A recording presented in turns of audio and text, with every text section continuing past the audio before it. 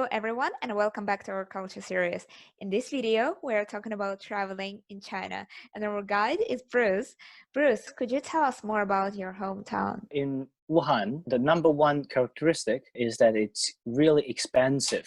Australia, we have this concept of city, but in my hometown, it's city everywhere. City center married with city center, so the whole city is really big. In Wuhan, we have the Yangtze River, I think the third longest river in the world. And then there's a tribute, the Han River. So actually the city is cut like that. It's separated by one big river and a small tribute. The Cross Yangtze River Bridge was 4 kilometers long, first ever built for cars and trains. The traditional build where you have all the solid poles that goes deep into the riverbed, around dozens of them. It is quite magnificent. If you look at it, it's really long and huge. Another feature of my city is it's full of lakes. The province of Hubei is also called the province of thousands of lakes. One benefit from that is that we have some of the most delicious freshwater fish in our area. In terms of Chinese cuisine, a lot of people were saying that how come we have never heard of Hubei cuisine? In Western world, you have Sichuan cuisine, Northern cuisine, and the Cantonese cuisine, which is everywhere.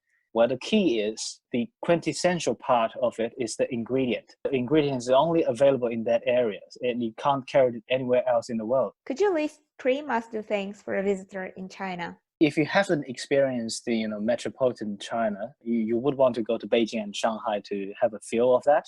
Big cities, they do have their characteristics. If you go to Shanghai, you would see night lights. They're really splendid, and try to enjoy some of the way people enjoy themselves in their daily life. In China, one of the major things people entertain themselves is to eat, good food. So then the second one?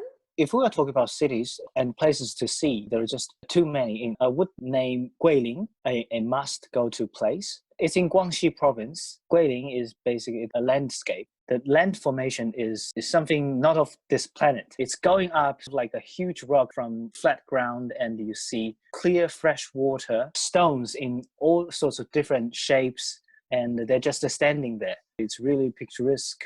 I don't think you can see it anywhere else in the world. And the third one? If you like the ancient history, Terracotta Warriors is something worth seeing. That's in Xi'an. And of course, Beijing, the Great Wall, it's an interesting place to see too. What do tourists like the most when they come to China? When you go to the southeastern countries, you lose control a bit all this more. abundance.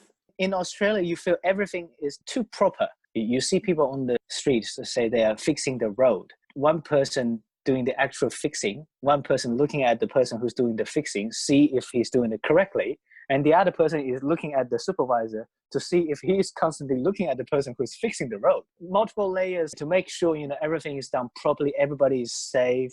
But in China, it's excitement everywhere. People don't quite take the rules seriously. There's sort of a way that people can navigate through everything on its own. I think that excitement actually reminds me you are still alive. Living in Australia seems everything is so controlled, too safe, and the people get to become just not that courageous as before, if you like. What would be a shock for a visitor in China?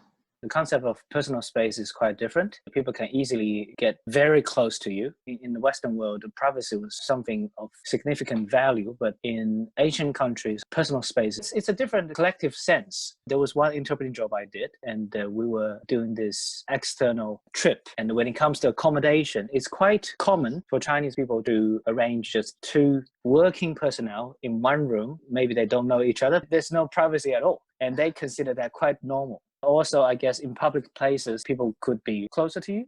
And also, you would notice a lot of people watching their mobile phones with the volume maxed out. The sound is invading on other people's space. It's not to say they deliberately want to invade into other person's space. They just got used to it. They couldn't see that Western individualism privacy space. Since coming to Australia, we start to have this concept of respecting every person's privacy, and everybody take privacy really seriously. In China, it's sort of everything is in the light, transparent. So people don't really tend to be very strict on privacy. They just go with the flow sort of way. There's no absolute right or wrong. In Chinese, we actually have a saying, if the water is crystal clear, there could be no fish surviving in it. Thank you for watching, and we'll see you again in the next episode.